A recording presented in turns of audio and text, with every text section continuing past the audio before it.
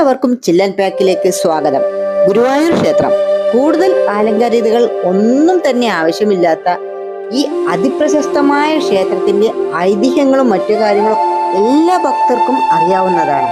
ഒരു വീഡിയോ കൊണ്ട് ഞാൻ ഉദ്ദേശിക്കുന്നത് എനിക്ക് അനുഭവപ്പെട്ട പോസിറ്റീവും നെഗറ്റീവുമായിട്ടുള്ള ചില കാര്യങ്ങൾ സാക്ഷ്യപ്പെടുത്താൻ വേണ്ടിയിട്ടാണ്. കോഴിക്കോട് എത്തിയതിനു ശേഷം വർഷത്തിൽ എത്രയോ തവണ ഗുരുവായൂർ അമ്പലത്തിലേക്ക് പോവുക എന്നൊരു രീതിയായിരുന്നു കുറച്ചു കാലമായിട്ടുണ്ടായിരുന്നത്. ഒന്ന് പോയി ഗുരുവായൂരപ്പനെ കണ്ടിട്ട് വന്നാലോ എന്നുള്ള തോന്നൽ ഇടയ്ക്കൊന്ന് വരും.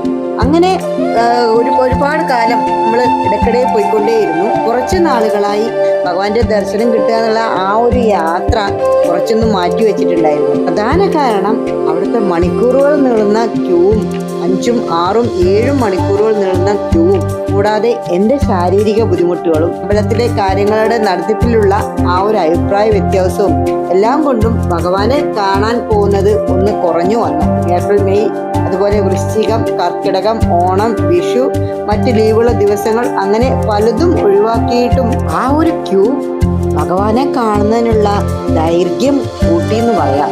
ഭഗവാനെ പൊറുക്കുക വെറും 2 മണിക്കൂർ യാത്രയെ വേണ്ടുള്ളൂ എങ്കിലും ആ ഒരു 5, 6 മണിക്കൂർ നിന്ന് ദർശനം കിട്ടി. ഈ ദർശനം കിട്ടുന്ന സമയത്ത് ഞാൻ പലപ്പോഴും ഭഗവാനെ കണ്ടില്ല എന്ന് വേണം പറയാൻ.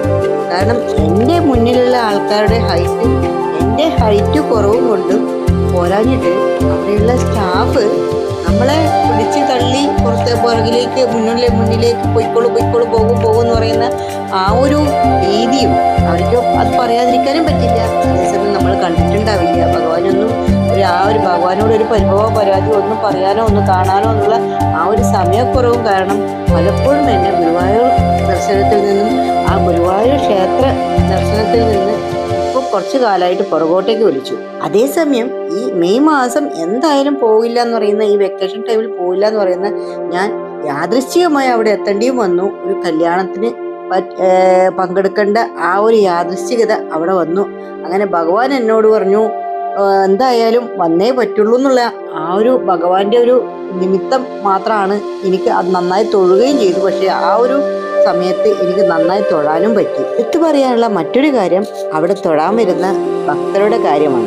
തൊട്ടടുത്തിരിക്കുന്ന ആൾക്കാർ ഭഗവാനെ കാണാൻ വരുന്നതിൽ പലപ്പോഴും ഒരു നെഗറ്റീവായിട്ടാണ് എനിക്ക് ഫീൽ ചെയ്യുന്നത്. അടുത്തിരിക്കുന്ന ആൾക്കാർ പലപ്പോഴും അവിടെ ഇരുന്ന് പല ലോകകാര്യങ്ങളും വീട്ടുകാര്യങ്ങളും മറ്റു കാര്യങ്ങളും അതുപോലെ പല കാര്യങ്ങളും അവിടെ സംസാരിച്ചുകൊണ്ടിരിക്കുന്നതായിരിക്കും.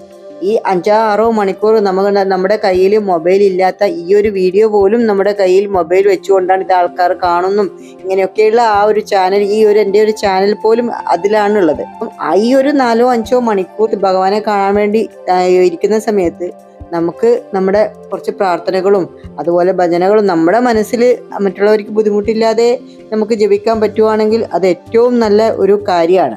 മറ്റൊരു കാര്യം പറയാനുള്ളത് ഭക്തർക്ക് കൊടുക്കുന്ന കുടിവെള്ളത്തിൻ്റെതാണ്. മഴയായാലും വെയിലായാലും ഫിൽറ്റേർഡ് വാട്ടർ ആയിരിക്കാം, എന്നാലും മഴക്കാലത്തെങ്കിലും ആ ചൂടുള്ള വെള്ളം ഒന്ന് കൊടുത്തിരുന്നെങ്കിൽ എത്ര നന്നായിരിക്കും. കരിങ്ങാലിയോ അല്ലെങ്കിൽ നന്നാറിയോ അങ്ങനെയുള്ള എന്തെങ്കിലും ഒന്ന് ഇട്ടിട്ട് ആ ചൂടുള്ള വെള്ളം കൊടുത്തിരുന്നെങ്കിൽ ഭക്തർക്ക് എത്ര ആശ്വാസകരമായിരിക്കും. മറ്റൊരു കാര്യം പറയാനുള്ളത് പ്രസാദകൂട്ടിൻ്റെതാണ്. ഞാൻ പ്രസാദകൂട്ടിന് കയറിയതിന് ശേഷം എൻ്റെ പുറകിലായിട്ട് ഒരു 3 പേരെ, ആകെ 7 പേരെയായിരുന്നു അവർ കയറ്റിയിട്ടുണ്ടായിരുന്നത്. അതിന് പുറകിലായിട്ടുള്ള 200-ലധികം ആൾക്കാർ വെയിറ്റ് ചെയ്ത് നിൽക്കുന്ന ഭക്ഷണം കഴിക്കാൻ.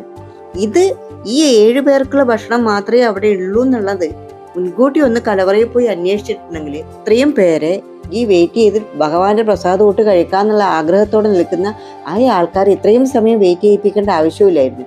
പൊതുവേ പറയും ഗുരുവായൂർ അമ്പലത്തിൽ ഭക്തരെക്കാൾ കൂടുതൽ അവിടെയുള്ള സ്റ്റാഫാണെന്ന്. എന്തൊക്കെ പറഞ്ഞാലും ഭഗവാനെ കാണണം എന്നുള്ളൊരാഗ്രഹം പിന്നെയും നമ്മുടെ മനസ്സിലേക്ക് കയറി വരും. കൃഷ്ണ ഗുരുവായൂരപ്പ.